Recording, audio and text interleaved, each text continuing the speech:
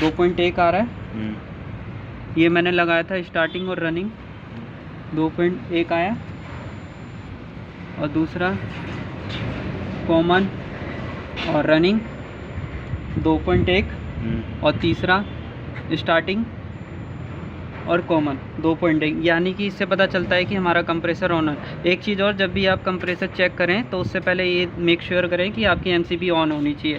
अगर गलती से भी एमसीबी ऑन होगी, आप चेक करें तो ये यहाँ पे ब्लास्ट भी हो सकता है। और दूसरी चीज़, यहाँ पे अगर ये गलती से भी लीड अटैच होगी दोनों ऐसे और लाइट ऑन है एमसीबी, तो भी ब्लास्ट हो सकता है। ये चीज़ ध्यान रखिएगा।